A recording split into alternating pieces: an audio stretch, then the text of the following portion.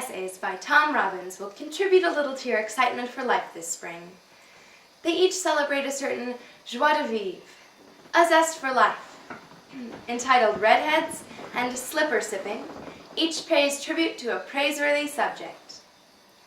The first piece, Redheads, provides an insight into one man's infatuation with the mystique of red-headed women. Red hair is a woman's game. The harsh truth is, most red-haired men look like blondes who've spoiled from lack of refrigeration. They look like brown-haired men who've been composted out behind the barn.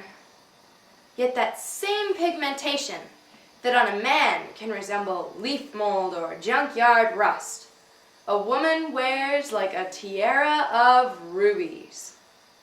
Not only are female redheads frequently lovely, but theirs is a loveliness that suggests both lust and danger, pleasure and violence, and is, therefore, to the male of the species, virtually irresistible. Red, code red, were the tresses of the original femme fatale. Of course, much of the fatale associated with redheads is illusory, a stereotypical projection on the part of sexually neurotic men. Plenty of redheads are as demure as rosebuds, and as sweet as strawberry pie. However, the mere fact that they are perceived to be stormy, if not malicious, grants them a certain license and a certain power. By virtue of their coloration, they possess a congenital permit to be terrible and lascivious, which, even if never exercised, sets them apart from the remainder of womankind, who have traditionally been expected to be mild and pure. Now that women are abolishing those old misogynistic expectations, will redheads lose their special magic? Will Pippi Longstocking come to be regarded as just one of the girls? Heidi with the fever? Hardly. To believe that blondes and brunettes are simply redheads in repressive drag is to believe that UFOs are kiddie balloons. All redheads, you see, are mutants. Whether they spring from genes disarranged by earthly forces or are planted here by overlords from outer space is a matter for scholarly debate. It's enough for us to recognize that redheads are abnormal beings, bioelectrically connected to realms of strange power, rage, risk, and ecstasy. What is your mission among us, you daughters of ancient henna, you agents of the harvest moon? Are those star maps that your freckles replicate? How do you explain the fact that you live longer than the average human? Where did you get such sensitive skin? And why are your curls the same shade as heartache? Alas, inquiry is futile. Either they don't know or they won't say. And who has the nerve to pressure a redhead? We may never learn their origin or meaning, but it probably doesn't matter.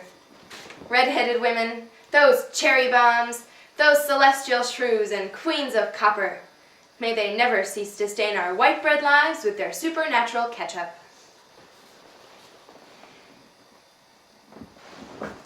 If you think that the most humble and loving gesture that a man can make to a woman is to declare his love to her on bended knee, then you are quite mistaken.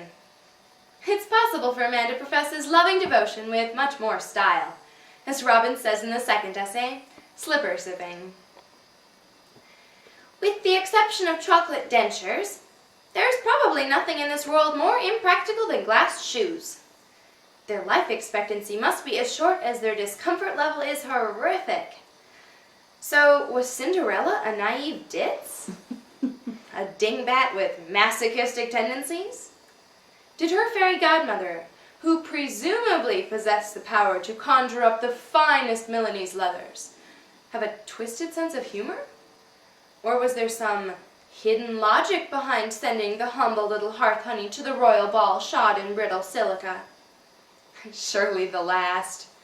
Fairy godmother's intention obviously was to try to entice Prince Charming to sip champagne from one of Cinderella's slippers.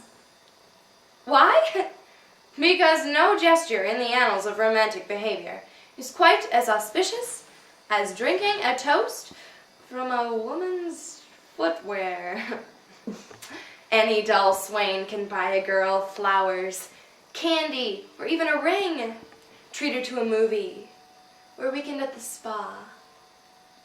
But a man who will quaff from a shoe in use is a man who, in the name of love, will stop at almost nothing.